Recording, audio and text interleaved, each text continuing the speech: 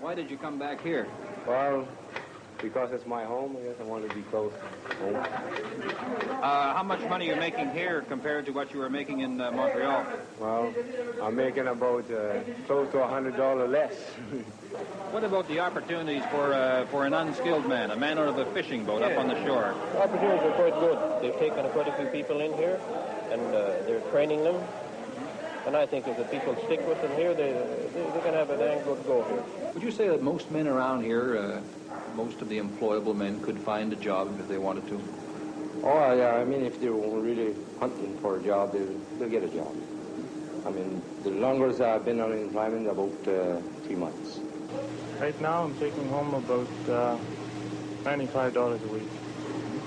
And are you paying for a car, or...? No, I pay $1 a day for my trips. Well, I was driving payloader for the Gloucester Lumber. I was getting $1.20. Now I'm getting $1.42 here. Nothing compared to BC. The wages are BC are double the wages here. I gather it's nice to be home then, eh? Well, it is, one way. It's nicer to be up there because the cost of living is cheaper down here. In Bathurst, like other maritime centres, you make less than other Canadians and you pay more to live. New Brunswick has slipped a third behind the rest of Canada. And even the new prosperity here won't change living standards overnight. There's still a problem of getting able-bodied men to work.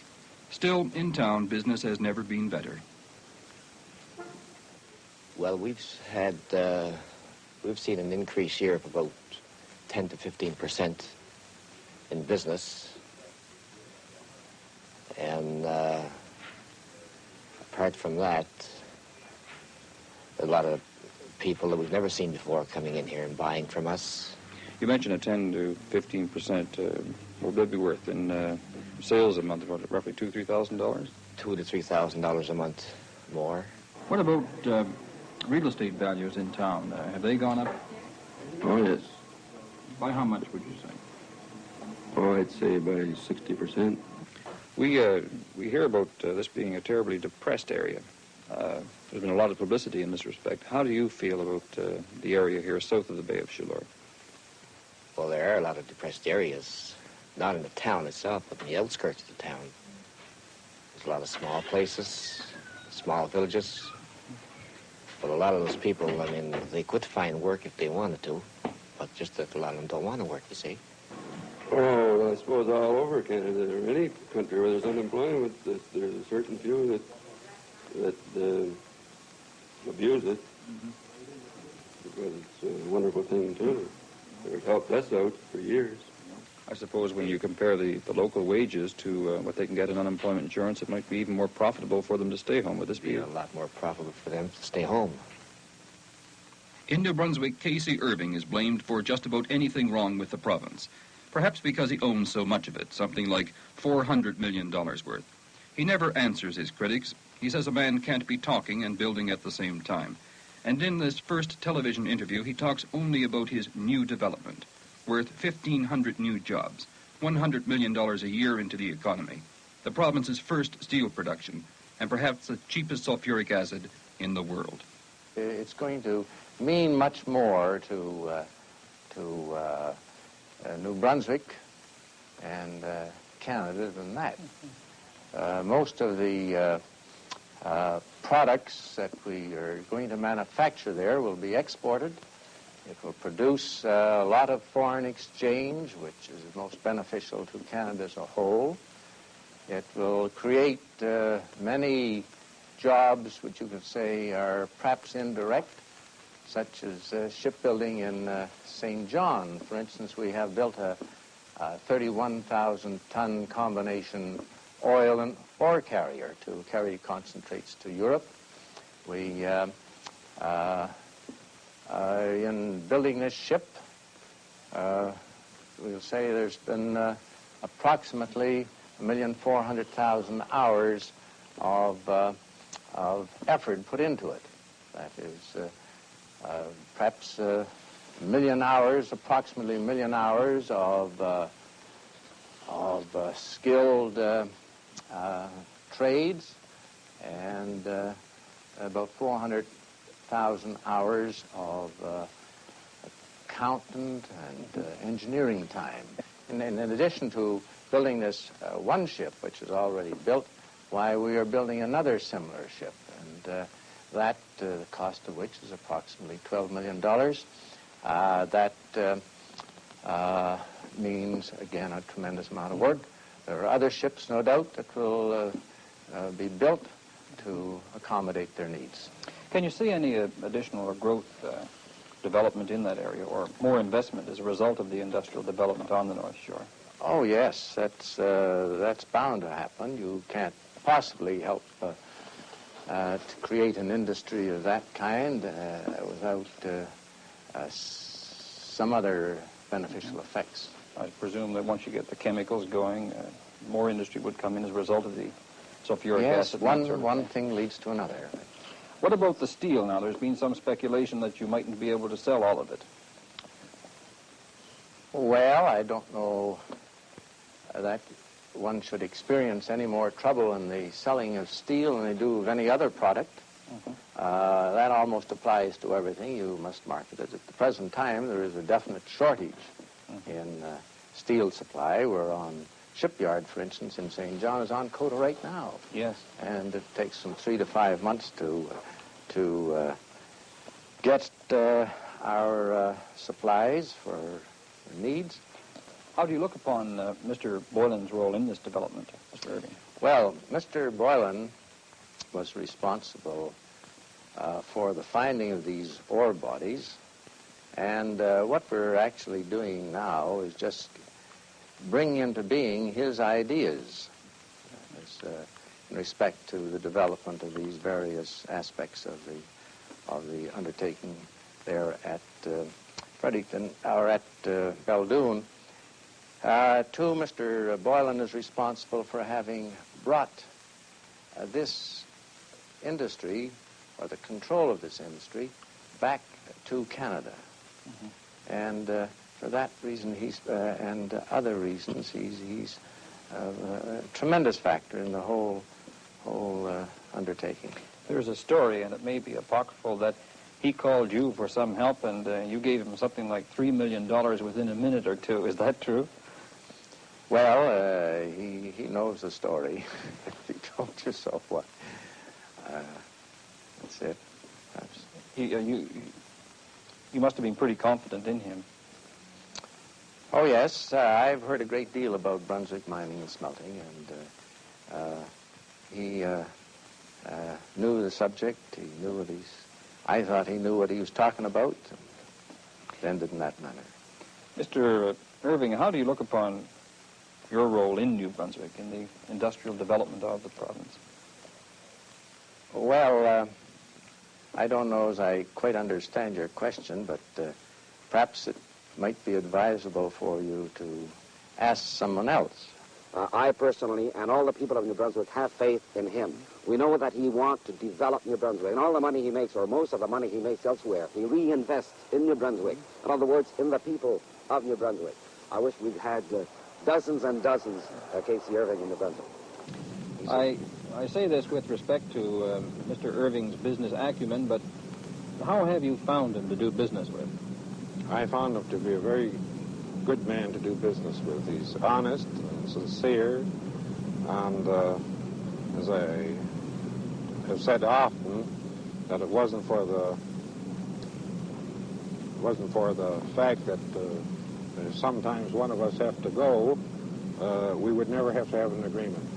There have been reports that businessmen have to keep their elbows up in dealings with them. Do you agree with this? No, I certainly do not. Mr. Irving is the type of man that his word is his bond, and it's very pleasant doing business with him. I found him quite unlike any other man that I've ever known in my life, for several reasons. I know that almost my first conversation with him, I was talking about having left England and what I thought and expected to find in the new continent, and he said to me something that I've often thought of, that is extraordinarily true. He said, "You have no idea of what the life is in this area of North America. that you want to see these little farms, you want to see how people are living on practically nothing, below subsistence level, with no proper house to live in. You're used to the English and Welsh farmhouse. You have a look and see how people are living here, and living through the winters in sub-zero temperatures. Now you see the vicissitudes and the terrible problems that they have to face. And then you realize that this is, in a way, a part of our life is really medieval. We have to go back on the other side of the Atlantic to the Middle Ages to find conditions anywhere comparable. It doesn't exist. Did Casey Irving indicate to you that he wanted to elevate the standard of living in this area? Yes, he had got a tremendous inbred love of New Brunswick. And he has said over and over again, well, of course, anybody's mad who does sits up and to do business in this area. There's everything against you.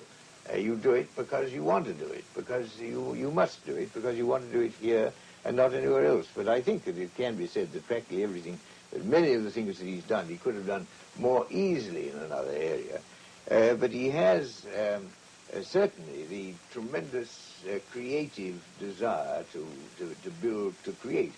He's not a great spender. He doesn't do it for the sake of the money, certainly to spend upon himself, because he lives simply. He moves about a great deal. He flies many thousand miles a year. But he does it because he has this urge to create. Some people have always looked upon you as looking upon everything else as sort of a profit and loss picture. Have you ever located industry here when it would have been more profitable to have it elsewhere? Oh, yes, many times. Can you tell me something about other plans you might have for development in the province, or developments that you might expect to see in your lifetime? Yes.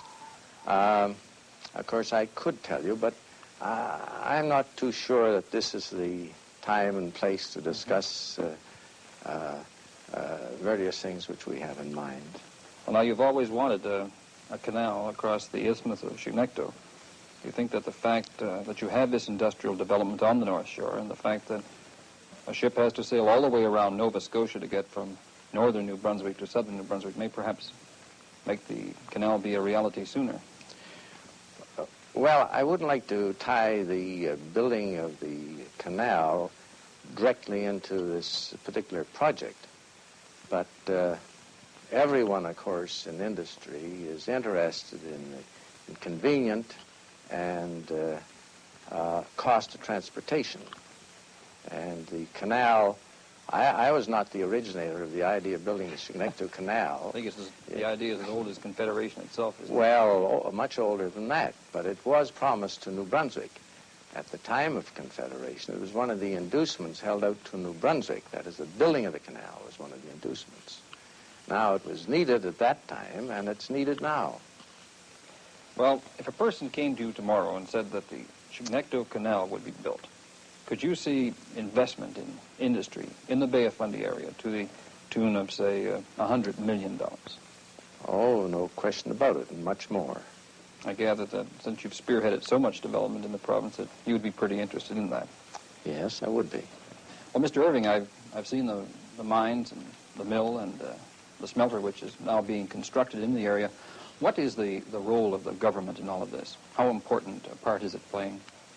Well, as you no doubt will recall, when the Premier-Robichaud was leader of the opposition, he at that time said that the mines should be brought into production, and if they were not, why, then he advocated that the government take some action.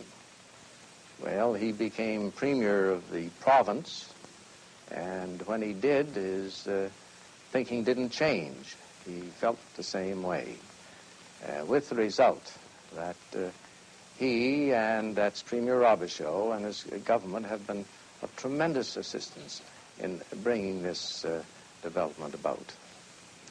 A personal question, Mr. Irving. Why do you keep so much in the background? You rarely make public appearances or statements. What's the reason for this? Well, perhaps that's a question of opinion. And maybe after I see this on TV, I'll be more in what you call in the background than ever. Thank you very much, Mr. Irving. Mr. Robichaud, you were pretty hard on Mr. Boylan in Brunswick when you were the leader of the opposition. Are you feeling any better about the way things are going now? Oh, I feel much better. When I was in opposition, of course, everybody knew that the raw material, the ore, was there and was not being developed. Mr. Boylan had part of it, but the ore deposit belonged mostly to St. Joseph's Lead. And they were waiting, they were sitting on those resources. So I said, you'd better develop them or we'll take action. And since then, there has been over $50 million expended there. And the announcement, of course, that I made, the expenditure of $117 million is over and above the $50 million already invested. It's a huge development. It's a big complex. We're very happy with it. We know that it'll transform the economy of the North Shore and of the rest of the province as well. You mentioned that you would take appropriate action. Do you mean expropriation? Oh, it could have meant expropriation. I don't know, but I told them, you take action or else we will. I had not decided the form of action that would have been adopted. Well, I gather then that Mr. Boylan getting control away from St. Joseph's Lead after you came into power meant that you wouldn't have to take that action. Well, that's right. It returned these properties to Canadian hands. And Mr. Boylan and Mr. Irving, Mr. Erskine Carter, Mr. Harper Kent, and all these people are deeply interested in the development of these resources. How far do you think a government should go to help industry locate in a province? It depends on a number of factors. It depends on the number of employees, on the amount of money, of course, on the people involved. If we have faith in them, we're prepared to go quite a distance. The number of employees, yes. The location of the industry. There are so many factors that... The people involved in this case, Mr. K.C. Irving, how far would you be prepared to go with him? Well, in his case, and in the case of this development, we were prepared to guarantee $20 million so far. Maybe we'll have to guarantee more, I don't know. But we know that this is an investment. This is not money that the taxpayers of New Brunswick will lose. There was a time in the great days of sail when New Brunswick had the largest percentage of its population employed in industry, and even the greatest per capita wealth in Canada. Mr. Robichaud isn't predicting anything like that, but he's already getting a return on the use of public money by private enterprise. His social welfare payments are down by nearly $750,000. He is making one prediction. He says that every employable man in the province will have a job within 5 years. Good night.